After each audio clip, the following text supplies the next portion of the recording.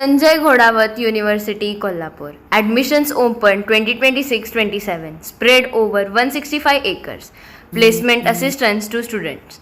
Engineering and Technology, BTech, MTech, PhD, Aeronautical Engineering, Electronics and Communication, Civil Engineering, Computer Science and Engineering, Artificial Intelligence and Machine Learning, Artificial Intelligence and Data Science, Robotics Process and Automation, BCom, BBA, MBA, MBN, Fintech and Data Analytics, BCA, MCA, Full Stack Development, BSc Biotechnology, BSc Food Science and Technology, BSc MC Chemistry Physics, BA LLB, BBA LLB, LLB, BPharm, MPharm, BSc Clinical Research and Technology, B Design, Fashion Design, Interior Design, Product Design, Communication and Design. Kolhapur Sangli Highway, Ati Grade District, Kolhapur.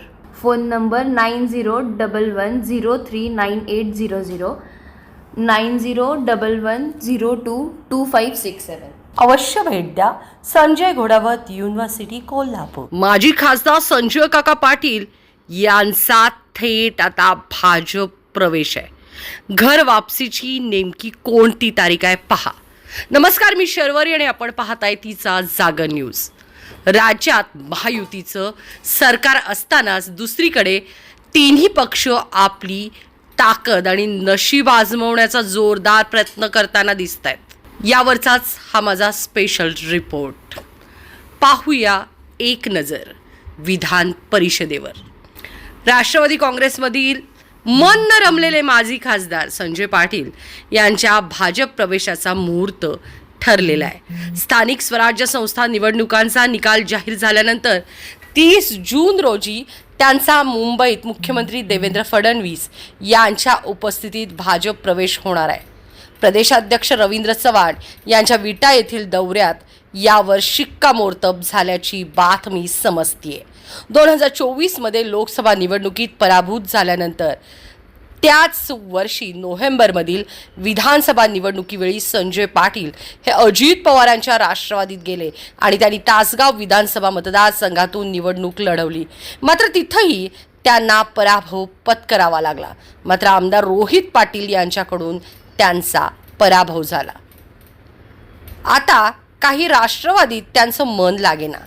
ते भाजप प्रवेशासाठी प्रयत्न करत होते. त्यानंतर त्यांनी तासगाव नगरपालिका तसेच तासगाव पंचायत समितीमध्ये सत्ता आणून आपण काय आहोत हे पुन्हा दाखवून देत टायगर इज बॅक हे दाखवून दिलं.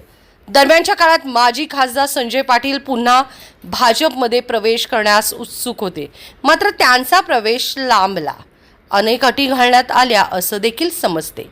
जिल्हा परिषद निवडणुकीनंतर अध्यक्ष निवडीवेळीही त्यांनी मुख्यमंत्री देवेंद्र फडणवीस यांच्या सूचनेनुसार भाजपाला साथ दिली आणि पुन्हा एकदा कमळाला साथ देऊन कमळ फुलवलं. हे देवेंद्र फडणवीस यांचा शब्द सांभाळत आणि चंद्रकांत दादांच्या मार्गदर्शनाखाली. त्यानंतर त्यांचे भाजपशी जवळीक वाढली. त्यांचा प्रवेश होत नव्हता. पालकमंत्री चंद्रकांतदादा पाटील यांनीही संजय काका आमच्या सोबत आहेत, मात्र त्यांच्या भाजप प्रवेशाबाबत मुख्यमंत्री फडणवीसच निर्णय घेतील असं स्पष्ट केलं. दरम्यान सांगली सातारा स्थानिक स्वराज्य संस्था निवडणुकीच्या निमित्तानं प्रदेशाध्यक्ष रवींद्र चव्हाण हे शनिवारी कराड येथे आले. तेथे त्यांची माजी खासदार संजय पाटील यांच्याशी भेट झाली. त्यानंतर दुपारी पुन्हा विट्यातही त्यांची भेट झाली आणि भाजप प्रवेशाबाबत चर्चा झाल्याचं समजते. या भेटीत संजय काका पाटील यांचा 30 जून रोजी मुंबई मुख्यमंत्री देवेंद्र फडणवीस यांच्या उपस्थितीत प्रवेश होण्याबाबत चर्चा झाली. यावेळी संजय काका पाटील यांनी विकास कामांना गती देण्यासाठीच आपण भाजप प्रवेशाचा निर्णय घेतला असून दिनांक 30 रोजी मुंबईमध्ये मुख्यमंत्री देवेंद्र फडणवीस यांच्या प्रमुख उपस्थितीत प्रवेश करणार असल्याची माहिती दिली. एकूणच राजकारण करण्यात आलं.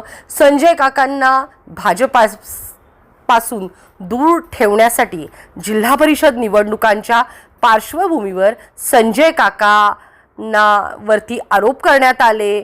संजय काका इकडे पण आहेत तिकडे पण आहेत असे अनेक नेत्यांनी जाहीरपणे उघडपणे सांगून पण देवेंद्र फडणवीसांचा शब्द मानून संजय पाटलांनी काम करून आपण भाजपाशी किती प्रामाणिक आहे हे दाखवून दिलं आणि याच पार्श्वभूमीवर भाजपानं आता माजी खासदार संजय काकांचं पुन्हा एकदा स्वागत केलंय.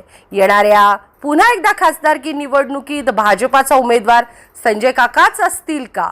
विशाल पाटील आताचे खासदार यांना पुन्हा एकदा संजय काकाच पुढे असतील निवडणुकांच्या पार्श्वभूमीवर असे अनेक प्रश्न निर्माण झालेले आहे. कारण संजय काकांनी 2दा खासदारकी निवडून आणून दिलेली आहे भाजपाला. येणाऱ्या काळात भाजपाचा खासदारकीचा उमेदवार संजय पाटीलच असतील यात मात्र संशय नाही. ब्युरो रिपोर्ट 30 जागा न्यूज.